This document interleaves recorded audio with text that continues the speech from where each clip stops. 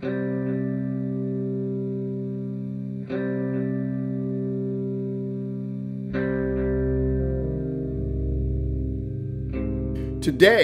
on Bumpy Road Brews from Long Live Beerworks, they're out of Providence, Rhode Island.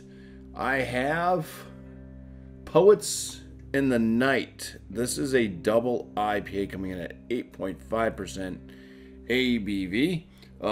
Just recently started getting these at the Packy. There's two locations. If you're in New Hampshire, you got one in Manchester. I don't know the exact street addresses and stuff. Then there's another one in Hooksett. You can look it up though. It's called the Packy. John is the owner, great dude, and yeah, I don't go there as often because I'm trying to slim down and save money. So gonna bring you what I can when I find it and stuff like that. So here we go with this one. I am excited to finally have some Long Live showing up in this area though, because Tanner from East Coast LQ Reviews and also John and Nelly from Georgia Beer Reviews have both shared Long Live beers with me, and they've been pretty nice. This one is interesting because we are in October. It's creeping up on Halloween. I should probably try to pump out some videos, try to get this one out pretty close to that. But yeah, it's a nice creepy ass moth with a skull in it. Yeah, it kind of reminds me of like the Mothman prophecies or something. Anyway, this beer is fairly fresh. It's about 2 to 3 weeks in the can, and I'm about to crack it open and just give my perspectives on this beer, and hopefully it's damn good. Right, so this thing pours with a nice frothy white head. It's pretty vibrant white. We can bring that light over and just bam, just blind myself and just totally enhance the colors of this beer. But yeah, it is a nice milky gold. It's opaque, can't see through it. This is a murky one for sure. It's a beautiful color as well. Let's get this back to this color. To this lighting anyways. There you go. It's pretty nice. Not quite liking my camera settings though, because it's darkening as I get closer. Whatever. We'll do this. Alright, some aromas from afar. Yeah, so there's a slight fruitiness. Can't really pick out like what it is, but I do get a slight kind of fruitiness and a kind of sweetness from afar. It's not super like in your face at all, so not very aromatic, but let's get closer. Oh yeah, there's sweet like malt, cereal like kids cereal sweetness. It's like a mango, a little pineapple. There's that kind of marshmallow thing I've been getting a lot lately. Yeah, the breweries like all make like the same beer around the same time. Hey, I'm doing this. I'm using this malt. I'm using these hops. Let's do it. It just seems like I get like a whole bunch of beers that I drink at the same time frame within the same couple of months, and they all seem to have very similar notes to them.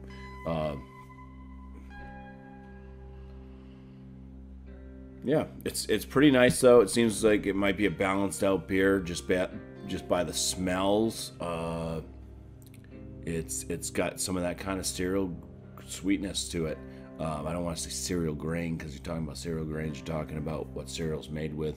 You're looking at rice and corn and wheat, whatnot. So it doesn't smell like an adjunct lager. But saying that it smells like more like cereal. It's like the sweetened cereals out there that are made with cereal grains. Pretty pleasant though. It's about what I can get on the nose. I'm just getting that kind of mango pineapple and like a marshmallow sweetness, so almost like vanilla or something, but that's coming from, I think, the malt. So a sweet bread note. All right, let's dive on in and see what this one tastes like. Cheers. It's got a fairly soft palate to it, kind of creamy-esque. It's got a kind of fuller body feel. I'm going full on this one. Full body. I don't find that a lot with a lot of double IPAs and stuff. I think it does add an extra sweetness to it, obviously. If you're mashing in at a higher temperature to kind of lessen the amount of the type of sugar, I should say, that's going to be turned over to alcohol from yeast, because yeast can only utilize so much certain strains or chains of sugar breaking down to convert to alcohol. So that leaves that sweetness behind. Higher mash bill or higher mash temperature on this one. I'm pretty sure you don't find that a lot, like I was saying. So it's kind of nice, actually, kind of have a fuller body feel, and it does have that smoothness. Carbonation is kind of on the lower side of a moderate carbonation. Same thing with the bitterness on this one. It's like it's a lower side moderate bitterness. It's got a bitterness, but it's not super bitter. There's kind of a melon note that I'm noticing a lot of as I'm drinking this. So definitely melon is in there. A bit of a wheat, maybe a light bread, and then there's definitely a grain.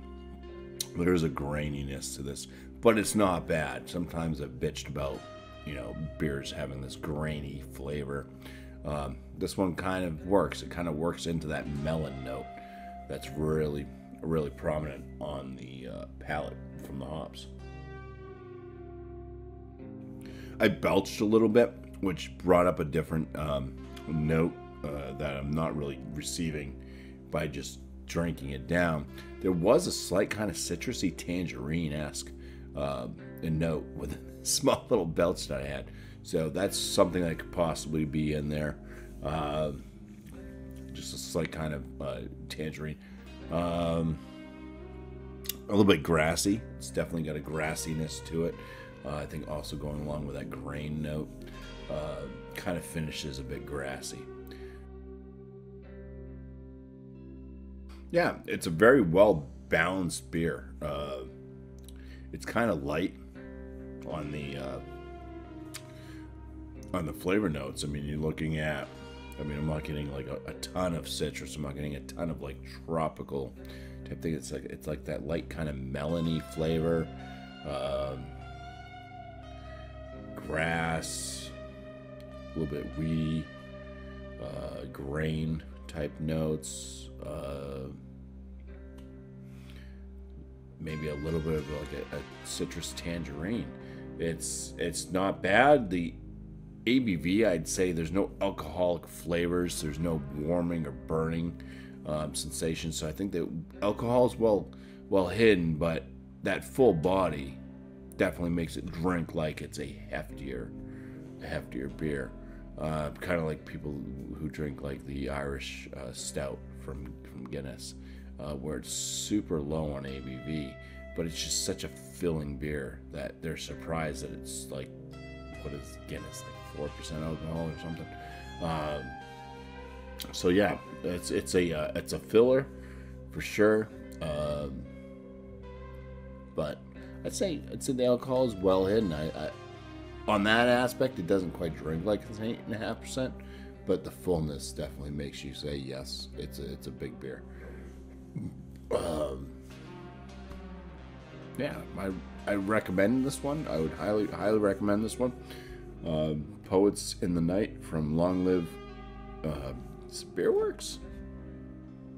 Yeah, it is. Long Live Beerworks, and yeah. Very nice brew. So go out, get you this one. Check out some other beers from Long Live, and just enjoy. imbibe. So cheers to all of you for watching.